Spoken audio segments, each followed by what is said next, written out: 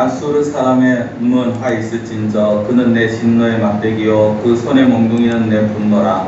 내가 그를 보내어 근근하지 아니한 나라를 치게 하며 내가 그에게 명령하여 나를 노하게 한 백성을 쳐서 탈취하며 노력하게 하며 또 그들을 길거리에 진흙같이 짓밟게 하려 하거니와 그의 뜻은 이같지 아니하며 그의 마음의 생각도 이같지 아니하고 다만 그의 마음은 허다한 나라를 파괴하며 멸절하려 하는도다. 그가 이르기를 내 고관들은 다 왕들이 아니냐. 갈로는 갈그미스와 같이 아니하며 하마스는 아르밧과 같이 아니하며 사마리아는 다메섹과 같이 아니하냐. 내 손이 이미 우상을 숨기는 나라들에 미쳤나니 그들이 조각한 신상들이 예루살렘과 사마리아의 신상들보다 뛰어났느니라. 내가 사마리아와 그의 우상들에게 행한같이 예루살렘과 그의 우상들에게 행하지 못하겠느냐 하는도다. 그러므로 주께서 주의 일을 시온산과 예루살렘에 다 행하신 후에 아수르 왕의 완악한 마음의 열매와 높은 눈의 사람을 벌하시리라. 그의 말에 나는 내 손의 인간의 지혜로 이 일을 행하였나니 나는 총명한 자라 열국의 경계선을 걷어치웠고 그들의 재물을 약탈하였으며 또 용감한 자처럼 위에 거주한 자들을 낮추었으며 내 손으로 열국의 재물을 얻은 것은 새의 보금자리를 얻은 같고 온 세계를 얻은 것은 내버린 알을 주움 같았으나 날개를 치거나 입을 벌리거나 지저귀는 것이 하나도 없었다 하는도다. 토끼가 어찌 찍는 자에게 스스로 자랑하겠으며 톱이 어찌 켜는 자에게 스스로 큰 체하겠느냐. 이는 막대기가 자기를 드는 자를 움직이려 하며 몽둥이가 나무 아닌 사람을 들려 함과 같음이로다. 그러므로 주 만군의 여호와께서 살찐 자를 파리하게 하시며 그의 영화 아래에 불이 붙는 것 같이 맹렬히 타게 하실 것이라. 이스라엘의 빛은 불이 되고 그의 거룩하신 이는 불꽃이 되실 것이니라.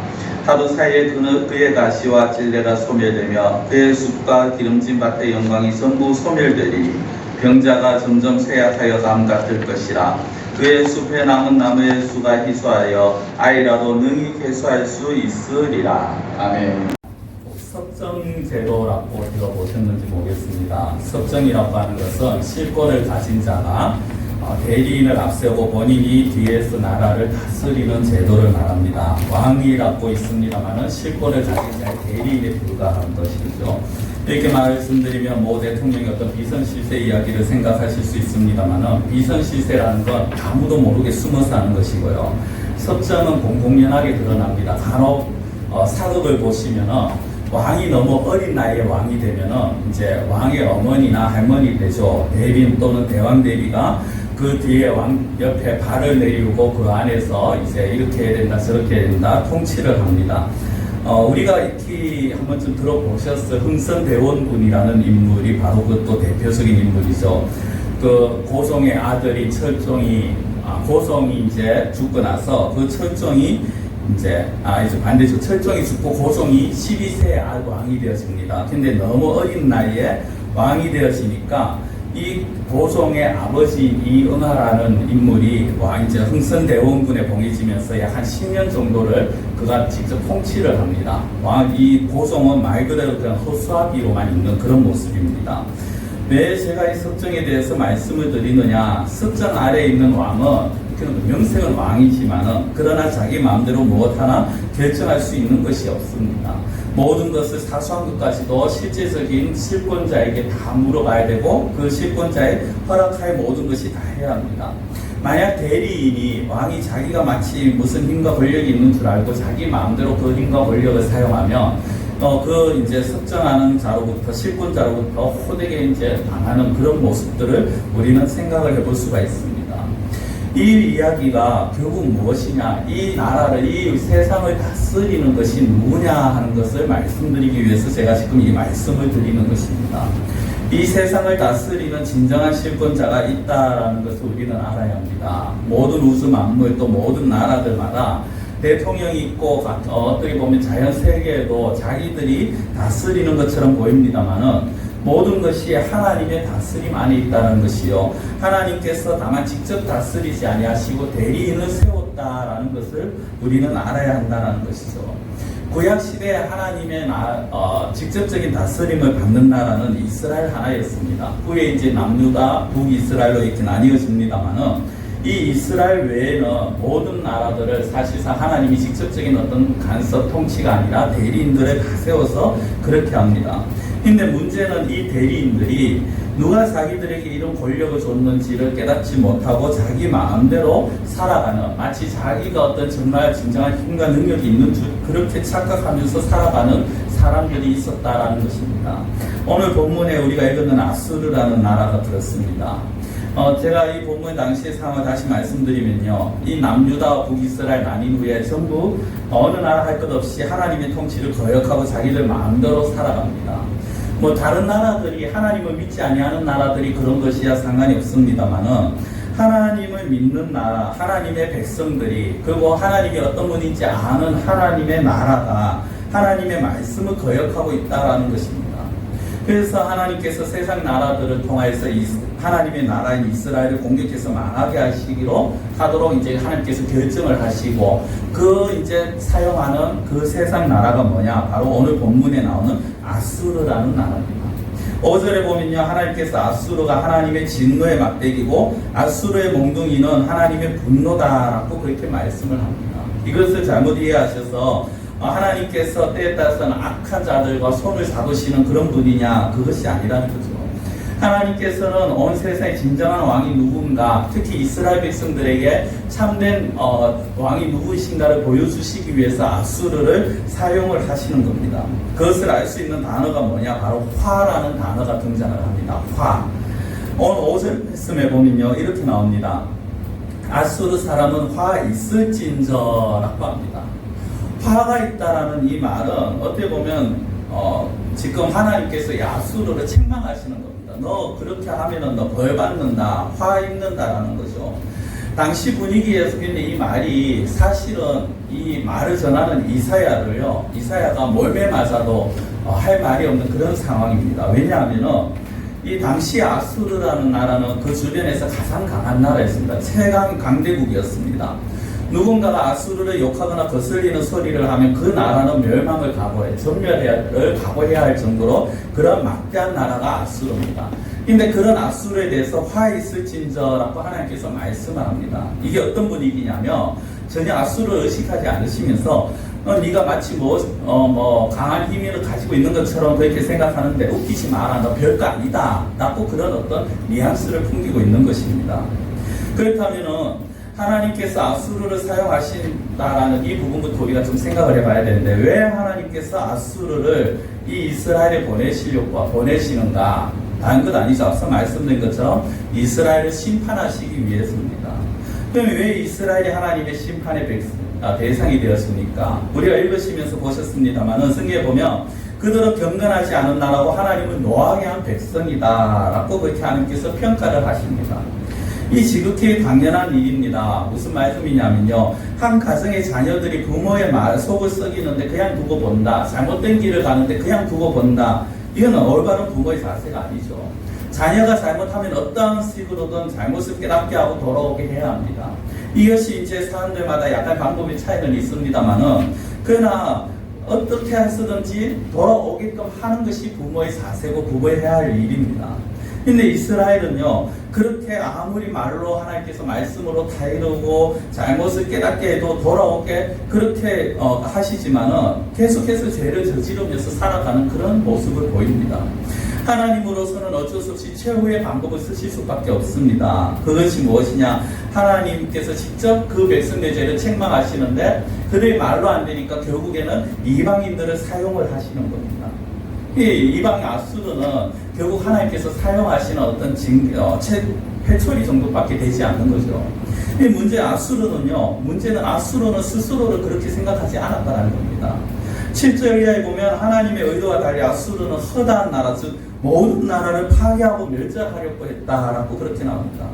하나님께서 부패한 이스라엘을 멸망시키고자 그를 이제 시킴을 통해서 이 남유다를 깨닫게 하시고자 이 아수르를 보냈는데, 아수르는 이제까지 강한 나라들을 멸망시켜왔고 그렇게 하듯이 이제 이스라엘을 멸망시킬 것이고 또 남은 유다까지도 멸망시키려는 그런 계획을 세우고 있더라는 거죠.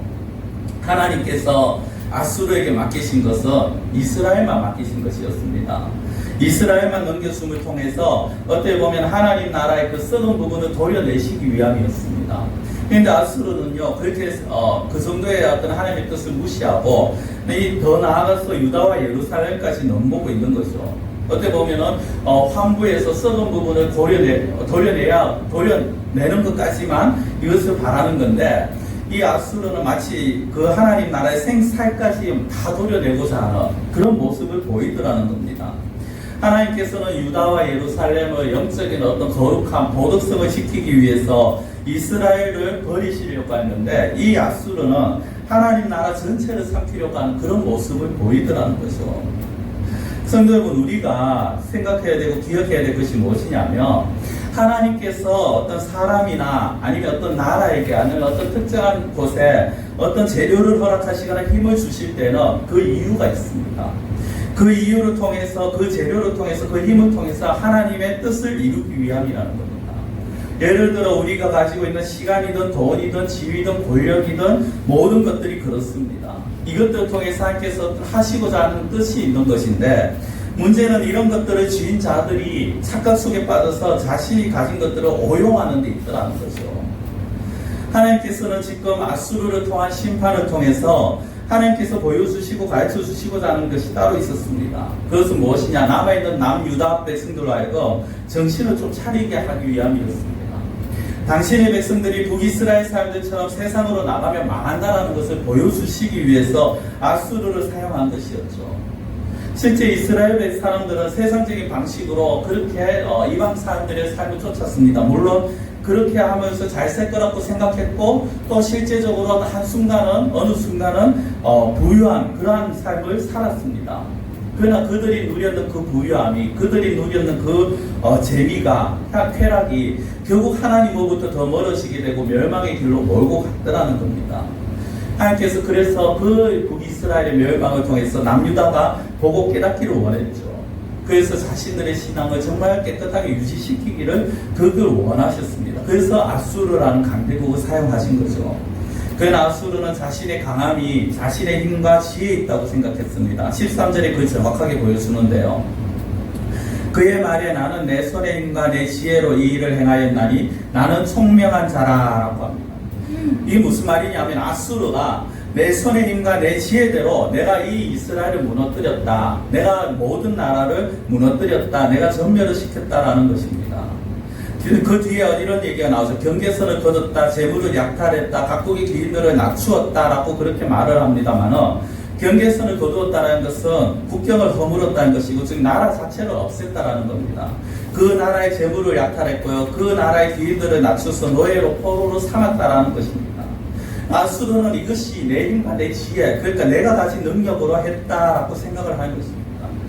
하나님께서 허락하시고 하나님께서 맡기신 것임에도 불구하고 아수르는 마치 모든 것을 자신이 사용했다라고, 자신의 힘이라고 그렇게 착각 속에 빠졌다라는 거죠. 하나님께서 사용을 하신다라는 것을, 하나님께서 힘도 권력도 그 모든 것도 하나님께서 주셨다라는 것을 우리는 알아야 합니다. 역사적으로 보면요, 하나님께서 어떤 나라들을 통해서 하나님의 일을 하시거나 하나님의 뜻을 보여주시는 경우들이 종종 있습니다. 우리가 공산당이라고 말하면 정말 싫죠. 그런데 그 공산혁명도 사실 어떻게 보면요, 이 공산혁명이 옳다라는 게 아닙니다. 주의해서 들으셔야 되는데, 그 공산혁명 역시 하나님께서 그들을 사용하셨다라는 것을 생각을 하셔야 됩니다. 무슨 말이냐 하면, 하나님 나라를 맡은 자나 재물을 맡은 자들이 자기들의 책임을 다하지 않았기 때문에 하나님께서 그들을 사용하셔서 심판을 하신 거라는 거죠. 이 세상의 권력이나 부는요, 하나님께서 맡기신 것이고 하나님께서 잠시 빌려주신 것이라는 것을 알아야 합니다. 그렇기 때문에 내가 혹시 부를 가졌다, 내가 어떤 힘이 있다, 내가 다른 사람들과 뭔가를 더 있다라고 말한다면, 내가 지금 무엇인가 가지고 있다라는 것은, 그것은 내가 잘났어 또는 내 힘으로 한 것이 아니라 하나님께서 우리에게 맡기신 것이요, 하나님께서 우리에게 잠시 빌려주신 것이라는 것입니다. 그렇기 때문에 우리는 우리가 가진 것을 정말 지혜 있게, 그리고 책임 있게 잘 사용할 수 있어야 되는 거죠. 그렇다고 이 말씀을 하나님께서 그럼 우리에게 뭐 돈을 요구하시느냐, 하나님께서 우리에게 어떤 힘을 요구하시느냐, 그런 것이 아닙니다. 하나님께서 원하시는 것은요, 책임 있는 사용을 원하십니다. 하나님께로부터 내가 가진 모든 것들이 하나님께로부터 왔다라는 것을 인정하고 정말 그것을 올바르게 사용하기를 원하시는 겁니다. 그러나 아수르는 그렇지 못했습니다. 자신이 잘나서 그런 줄 알고 자랑하다가 결국 아수르마저 심판의 자리에 서게 됩니다. 그 심판의 말씀을 15절에 이렇게 말씀합니다. 도끼가 어찌 찍는 자에게 스스로 자랑하겠으며 톱이 어찌 켜는 자에게 스스로 큰 채 하겠느냐. 이런 막대기가 자기를 들은 자를 움직이려 하며 몽둥이가 나무 아닌 사람을 들려함과 같음이로다. 하나님은 아수르를 도끼, 톱, 막대기, 몽둥이 같다라고 표현을 하십니다. 도끼나 톱이나 막대기나 몽둥이는요, 스스로 움직일 수 없습니다. 반드시 사용자가 있습니다. 그렇죠? 하나님께서 아수르를 이런 것에 비유하신 것은 아수르는 하나님께서 사용하신 도구에 불과하다라는 것입니다. 그 이상도 그 이하가 아니라는 거죠. 그런데 아수르가 예루살렘까지 공격하려고 하는 것을 보고 도끼가 주위를 찍으려는 것과 같다라고 그 뒤에 계속해서 말씀을 하시는 겁니다. 16절 이하에 보면 그래서 결국 하나님께서 아수르를 심판하십니다. 맹렬한 불에 탈 것이고 소멸되고 병자같이 쇠약해질 것이다 라고 말씀합니다. 자신이 최고라고 생각하도록 만든 그 모든 힘들을 하나님께서 없애버리십니다.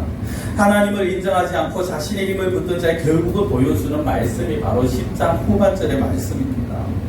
성도 여러분, 내가 무언가 했다라는 착각을 버려야 합니다. 하나님께서 집을 세우지 아니하시면 세우는 자의 수고가 헛되고 하나님께서 성을 지키지 아니하면 지키는 자의 지킴이 헛될 뿐이라고 하셨습니다. 우리가 가진 모든 것이 하나님께로부터 왔습니다. 내가 가지고 있는 것이 내 것이 아니라 하나님의 것임을 인정하는 자, 그것이 바로 올바른 신앙인의 삶이라는 것입니다. 말씀을 맺겠습니다. 하나님은 이 세상 모든 것의 주인이 되십니다. 그리고 모든 것들을 저와 여러분들에게 상황에 따라서 때에 따라서 하나님의 뜻에 따라서 맡겨주셨습니다. 어떻게 보면 그것을 빌려주신 것입니다. 그리고 우리가 다만 그것을 잊어버리는 그 순간에 그래서 마치 이것이 내가 내 힘으로 뭔가 했다라는 착각 속에 살아가게 된다면 하나님께서는 우리에게 맡기신 것을 거두어 가실 것입니다. 세상의 사람들은 자신의 능력이나 가진 것이 영원할 것이라고 생각합니다. 자신이 머리도 좋고 재능도 있고 또 때에 따라서는 운도 좋아서 많은 것들을 할 수 있었다고 생각합니다. 그리고 그렇게 할 수 있다라고 생각합니다. 그러나 우리는 그런 착각과 오해에서 벗어나야 합니다. 하나님께서 우리에게 요구하신 것은 다른 것 아닙니다. 돈도 아닙니다. 우리가 무엇인가를 크게 많은 것을 하나님께서 바라시지 않습니다. 다만 하나님께서는 우리에게 주어진 것, 우리가 가진 것, 그것의 주인이 누구인지를, 그리고 하나님께서 왜 그것을 우리에게 맡기셨는지를 올바로 깨닫고 맡은 자로서 합당하게 살아가기를 원하시는 것입니다. 오늘 제목이 쓰임받았으나 버려지는 인생입니다. 아수르는 하나님 앞에 쓰임받았습니다. 성경 말씀에 만약이라는 그런 가정이 필요 없습니다만은 만약 아수르가 하나님께서 자기가 가진 힘이 하나님께서 주신 것임을 깨달았다면 그러면 아수르의 모습은 이렇게 쉽게 또 하나님으로부터 버림을 당하지 않았을지도 모르겠습니다. 중요한 것은요, 우리 어쩌면은 우리의 착각 속에서 우리가 잘못 생각하고 있는 가운데 아수르와 같이 쓰임받았으나 버려지는 그런 인생의 길을 걸어가고 있지는 않은지 다시 한번 생각해 봐야 할 것입니다. 내가 가지고 있는 것의 참된 주인이 누구이신지, 나는 그저 대리인일 뿐이요 진정한 주인, 진정한 실권자, 진정한 왕이 누구이신지 그것을 올바로 알고 그 주인이 원하시는 삶을 살아가실 수 있는 그러한 성도님들이 되시기를 축원합니다.